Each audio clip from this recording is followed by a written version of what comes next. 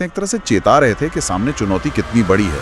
और फिर जाहिर है वो अपनी सेना की भी बात करते होंगे। हाँ बिल्कुल, वो कहते हैं कि हमारी सेना में भी कम योद्धा नहीं है। सबसे पहले आपका ही नाम लेते हैं, मतलब द्रोणाचार्य का, फिर पितामह भीष्म का जो सेनापति थे जी। कर्ण का भी जिक्र है, कृपाचार्य, अश्वत्थामा, विकर्ण, भूरिश्रवा, ये सब भी बड़े नाम हैं।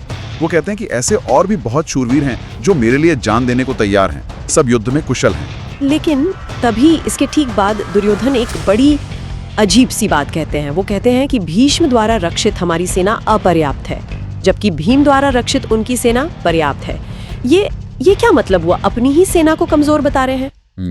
ये असल में दुर्योधन के मन का डर दिखाता है। बाहर से भले ही वो आत्मविश्वास दिखा रहे हों, पर अंदर कहीं ना कहीं पांडवों की शक्ति, खासकर भीम और अर्जुन को लेकर एक गहरी चिंता है। उन्हें शायद लग रहा है कि सिर्फ संख्या बल या बड़े नाम होना ही काफी नहीं है, और इसी घबराहट में वो तुरंत सबको आदेश देते हैं कि सब अपनी अपनी जगह पर डटे रहकर सिर्फ पितामह भीष्म की रक्षा करें। अच्छा, फोकस भीष्म पर। हाँ, उन्हें लगता था कि अगर भीष्म सुरक्षित रहें तो शायद जीत हो जाए। युद्ध का तनाव यहाँ साफ दिखता है। और फिर वो माहौल बदलता है शंखनाद से जबरदस्त। पहले कौरवों की तरफ से भीष्म पितामह जी, वो गरजते हैं जैसे शेर की दहाड़ हो और अपना शंख बजाते हैं। कहते हैं दुर्योधन को इससे बड़ी खुशी हुई। हाँ, और फिर तो जैसे पूरी कौरव सेना में शोर मच गया। शंख, नगाड़े, ढोल, मृदंग, नरसिंहे सब एक साथ। आवाज भयंकर बताई गई है। बिल्कुल, एक तरह का शक्ति प्रदर्शन। और फिर इसके जवाब में पांडव पक्ष से शंखनाद होता है।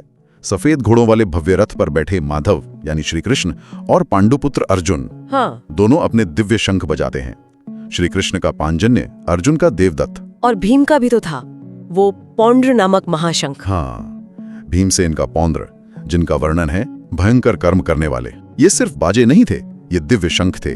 इनकी आवाज का असर बहुत गहरा होता था। और भी थे, युधिष्ठिर का अनंत विजय, नकुल का सुघोष, सहदेव का मणिपुष्पक, जी, फिर काशीराज, शिखंडी, धृष्टद्युम्न, विराट, सात्यकी, ध्रुपद, द्रौपदी के पुत्र अभिमन्यु, सबने अपने अपने शंख बजाए। ऐसा लगता है जैसे पूरी पांडव सेना एक साथ गरज उठी हो। और इस आवाज का असर, संजय बताते हैं कि उस भयंकर नाद ने आकाश और पृथ्वी को गुंजा दिया और धृतराष्ट्र के पक्ष वालों यानी कौरवों के हृदय विदीर्ण कर दिए। बाप रे, मतलब दिलों को चीर दिया। हाँ, ये सिर्फ तेज आवाज का मामला नहीं था, ये पांडवों का आत्मविश्वास था, उनके धर्म के पक्ष में होने का ऐलान था।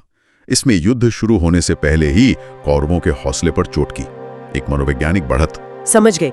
तो अब माहौल एकदम तैयार है, शस्त्र चलने ही वाले हैं। बिल्कुल। और तभी अर्जुन, जिनके रथ के ध्वज पर हनुमान जी का चिन्ह है, कपिध्वज। हाँ, कपिध्वज अर्जुन, वो अपना धनुष उठाते हैं गांडीव और श्री कृष्ण से कुछ कहते हैं। यहाँ से कहानी का फोकस बदलता है। बिल्कुल, अब फोकस युद्ध के मैदान से हटकर अर्जुन के मन पर आ जाता है। वो श्री कृष्ण जो उनके सारथी हैं उनसे कहते हैं, हे अच्युत, मेरे रथ को दोनों सेनाओं के बीच में ले चलिए। बीच में क्यों? वो ऐसा क्यों चाहते थे? वो देखना चाहते थे। वो कहते हैं जब तक मैं ये ना देख लूं कि यहाँ युद्ध की इच्छा से कौन कौन खड़े हैं, मुझे किनसे लड़ना है, तब तक रथ को वहीं खड़ा रखिए।